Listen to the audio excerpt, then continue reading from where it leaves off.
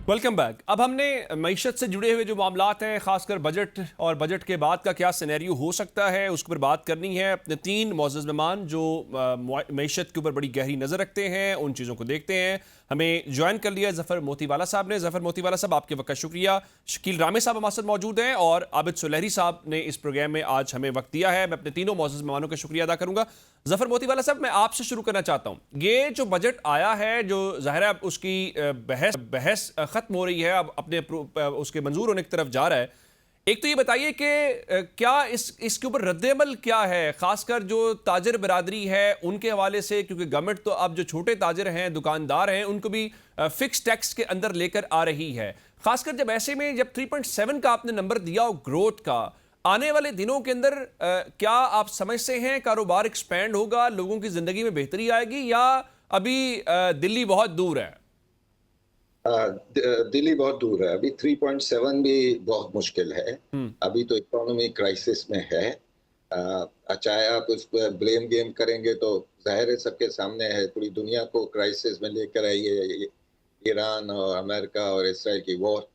फिर दूसरा ये है कि हम खुद पहले से इकोनॉमी में परेशान थे और इन्फ्लेशन बढ़ रहा है, तो इंटरेस्ट रेट भी घटने की जो फिनोमेना था वो खत्म हो रहा है। हम्म। और ये कल परसों ही दोबारा इंटरेस्ट रेट की थी मीटिंग, मॉनेटरी पॉलिसी उसमें सेम रखा गया है। हम्म। तीसरा आप देख लो कि high interest rate, high inflation और जो इनपुट है हम्म। इंडस्ट्रीज में, जो इनपुट है उसके अंदर मेन होता ही फ्यूल है, गैस है, पानी है। वो इतना एक्सपेंसिव हो गया है कि कोई एक्सपेंशन में जाने को तैयार नहीं है। ठीक। एक्सपेंशन में इसलिए नहीं जाने को कि जो 90 सेंट में बांग्लादेश में एक टी शर्ट बनता है, एक हाइपोथेटिकल हम्म। पोजीशन दे रहा हूँ, तो हमारे यहाँ $1.50 में बन रहा है। हम्म। तो आप समझे ना, हम कॉम्पिटिटिव रहे नहीं है, कोई एक्सपेंशन में नहीं जा रहे। अब अगर ये फ्यूल के प्राइसेस कम भी कर रहे हैं तो भी दिल्ली दूर है कि भाई अभी तो ये 250 250 आएगा।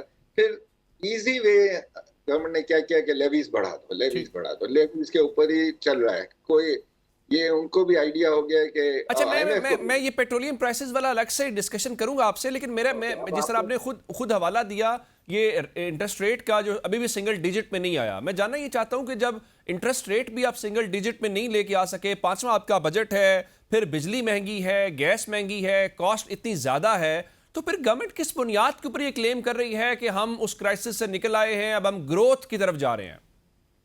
नहीं भाई, ग्रोथ की तरफ हम अगर स्टेबल भी हो जाए ना तो भी बड़ी बात है। हम्म। स्टेगनेशन से निकल आए या इन्फ्लेशन थोड़ी कम हो जाए, ये स्टेबिलिटी की तरफ जाना होता है। अभी ग्रोथ ग्रोथ तो अभी आप भूल जाए, हर रिपोर्ट में यही आ रहा है। अच्छा, जो तारीफ करते हैं ना कि नहीं नहीं इकोनॉमी अच्छी हो रही है, जो इंटरनेशनल डोनर्स या इंटरनेशनल ये जो वॉच डॉग्स होते हैं, तो वो कई मर्तबा इसलिए करते हैं कि वो अपने पैसों की सेफ्टी चाहते होते हैं। हम्म। तो वो जो है इसलिए कहते हैं कि हाँ ठीक है। बाकी यहाँ तो मैंने एक बड़ा सब्जेक्ट है, मैंने इस पर काफी रिसर्च की है ठीक। कि भाई अब आप तकरीर के अंदर करप्शन का भी एक एलिमेंट रखते हैं हम्म। कि भाई ये पैसे लीकेज से निकल गए हैं। ठीक। तो करप्शन में भी आपको रिफिल करना पड़ेगा ना। वो अगर इंफ्रास्ट्रक्चर का कोई प्रोजेक्ट है या कोई वो है तो वो उसको भी अब आप पार्ट एंड पार्सल बना लें, यानी ठीक। लीगलाइज उसके बारे में डिस्कशन करें। हम्म। क्योंकि जब एक लीकेज हो जाती है करप्शन की वजह से, आजकल तो अरबों में हो रही है, स्पेशली सिंध में, तो ये जो है फिर इसको रीफिल करने के लिए भी आप तो कह रहे हैं आपके कि उसको बजट उसको में उसको कुछ होता है। डॉक्यूमेंट का भी बाकायदा जो है वो पार्ट बना दिया जाए। रामेश साहब, मैं आपकी तरफ आना चाहता हूं कि ये जो मौजूदा गवर्नमेंट है, जो जब ये आई तो इन्होंने कहा कि देखिए मुल्क डिफॉल्ट करने वाला है, हम अपनी सियासत को तो कुर्बान कर देंगे, लेकिन हम डिफॉल्ट से निकाल के रियासत को बचाएंगे। अब पांचवा बजट है शहबाज शरीफ साहब का बतौर प्राइम मिनिस्टर, और गवर्नमेंट 3.5 साल का टेन्योर बनता है, अगर पिछला भी मिला लिया जाए पीडीएम वाला। ये जो बजट है, इसको अगर एनालाइज करें तो आप ये समझते हैं कि अब डिफॉल्ट से, क्राइसिस से निकल के गवर्नमेंट जो अपने जो विजन उसने इंप्लीमेंट किया है उसके आउटकम वाला ये बजट है? देखिए, दो चीजें हैं। जी। एक कि जब हम बात ये करते हैं डिफॉल्ट की, कि जो गवर्नमेंट ये कह रही थी, तो आप हिस्ट्री डाट देख लें। जब हमारी जो कोई भी गवर्नमेंट आती है तो वो यही ब्लेम करती है कि जो लास्ट वाली गवर्नमेंट थी वो डिफॉल्ट करने वाली थी, मईशत की तबाही हो गई थी। हम्म। आप इनसे पहले देख लें, जो साहब आए थे वही भी यही कहते थे इनसे पहले वाली जो गवर्नमेंट है वो डिफॉल्ट करने वाले थे। ठीक। दूसरा बात यह है कि जब खुद गवर्नमेंट में आते हैं तो क्लेम करते हैं कि सब ठीक हो गया। हम्म। मगर जो फंडामेंटल प्रॉब्लम है इस इकोनॉमी के, यहाँ आप बजट की बात कर रहे हैं, बजट जाहिर सी बात है हम्म। वो डिपेंड करता है कि आपकी इकोनॉमी की स्टेट क्या है, स्ट्रेंथ क्या है। हम्म। वो प्रॉब्लम हम हल नहीं करते। ठीक। अभी भी आप देखें ना, जब बजट डॉक्यूमेंट आया तो बजट दो चीज़ों का मजमुआ होता है बेसिकली, एक रेवेन्यू, दूसरा एक्सपेंडिचर्स। हम्म।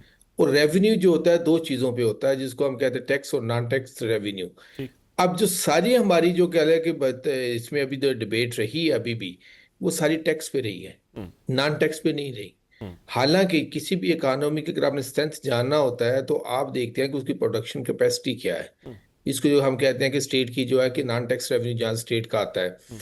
अगर स्टेट का ना रेवेन्यू यानी कि नॉन टैक्स रेवेन्यू, और वैसे इकोनॉमी की जो कि प्रोडक्शन स्ट्रेंथ क्या है। ठीक। अब ये होता है कि आपकी मुल्क में प्रोडक्शन की जब बात करते हैं, मतलब ये है कि आपकी एग्रीकल्चर और इंडस्ट्री कैसे परफॉर्म कर रही है, ठीक।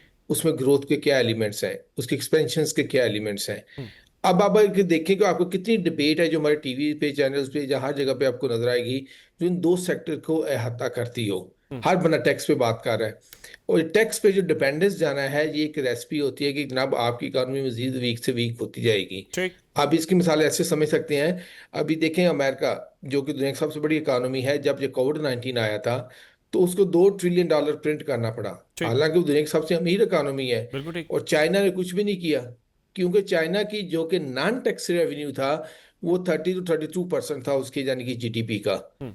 और चाहे अमेरिका का यानी कि सारी डिपेंडेंस जो थी मोस्टली उसकी चली गई थी उसके टैक्स बेस पे। ठीक। तो एक चीज, दूसरा, जब दूसरी इकोनॉमिक स्ट्रेंथ 1970 में, जब अमेरिका के आज यानी कि जो कि प्रोडक्शन में हिस्सा था ग्लोबल, वो 30% हम्म। और चाइना का था 1%। ठीक। आज रिवर्स हो गया, अमेरिका का हो गया 17% और चाइना का हो गया मोर देन 30%। ठीक। अब चाइना की इकोनॉमी इसलिए स्ट्रांग कंसिडर होती है। ठीक। तो हम लेकिन इस लेकिन पर आए लेकिन में अगर हमारी देखें, हमारी मसला तो हमारी इकोनॉमी क्या है ना, देखें जो आप हवाला दे रहे हैं टैक्सेशन का, या आप हवाला दे रहे हैं एक्सपेंडिचर्स का, गवर्नमेंट ने कल जो ऑस्टेरिटी के हवाले से अपना नोटिफिकेशन था वो वापस ले लिया है, जिसका मतलब ये है कि अब सरकारी अफसरान को जो पेट्रोल आपने कम किया था उनको उसी तरह से पहले की तरह मिलेगा, गाड़ियां भी उसी तरह से चलेंगी। तो मुझे तो ये लग रहा है कि इस बजट के बाद पाकिस्तान की इकोनॉमी अल्हम्दुलिल्लाह रिकवर हो गई है, हमारे पास पैसे से आगे हैं। हमने कहा अफसरों को जाएं, निकालें गाड़ियां, मौजे शौजे करें, लेकिन हाँ, कारोबार 9 बजे बंद कर देंगे।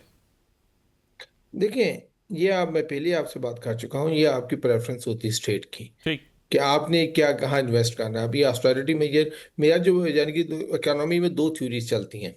एक चीज कहती है कि जब आपके क्राइसिस आता है तो आप साइक्लिक अप्रोच अपनाते हैं, हम्म। कि जिसमें साइक्लिक अप्रोच में ये बताती है इकोनॉमी की बैड सिचुएशन में जा रही है, आप टैक्स रेट बढ़ा दें, आपकी इन्फ्लेशन बढ़ जाती है, जो आपकी सप्लाई को कंट्रोल कर लें, अपनी प्रोडक्शन को देखें कैसे आपने मैनेज का सारा कुछ। ठीक। दूसरी काउंटर जो है कि वो कहते हैं, काउंटर साइक्लिक जो अप्रोच है वो कहती है कि जब क्राइसिस आता है उसको अवॉइड करने के लिए ज़रूरी है आप मनी को इजीली अवेलेबल करें, हम्म। अपनी जो कि एक्टिविटीज़ हैं उनको बढ़ा दें, इकोनॉमिक एक्टिविटीज़। ठीक। जब ज़्यादा इकोनॉमिक एक्टिविटीज़ होंगी तो आपकी पूरी इकोनॉमी खड़ी हो जाएगी।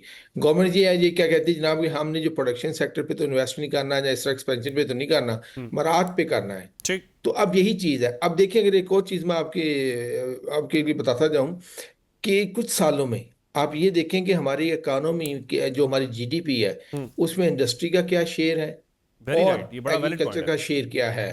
क्योंकि इंडस्ट्री का शेयर जो है कि जिस तरह हम बात करते हैं कि हमारे कोविड-19 को हम बड़ा रेफरेंस के तौर पे यूज़ करते हैं, अब उससे इकोनॉमी हुई, उसमें वो देखे उसके बाद हमने क्या किया, हमारा टोटल कंजम्पशन पे हम चले गए, इंडस्ट्री का शेयर कम हो गया, जिसकी बेसिस पे पीटीआई क्लेम करना शुरू हो गई कि हमने कंज्यूमर तो बहुत बेस्ड ज़रा। वो हमारी हो गई इकॉनमी, बजाय इसके कि हम प्रोडक्शन की तरफ जाते ही एक्सपैंड करते कंज्यूमर हैं। बेस नहीं, कंज्यूमर बेस नहीं, कंजम्पशन का जो एलिमेंट है उस पर कंजम्पशन पूरी नहीं होती अगर आप अपनी प्रोडक्शन से इसको पूरा कर रहे हैं।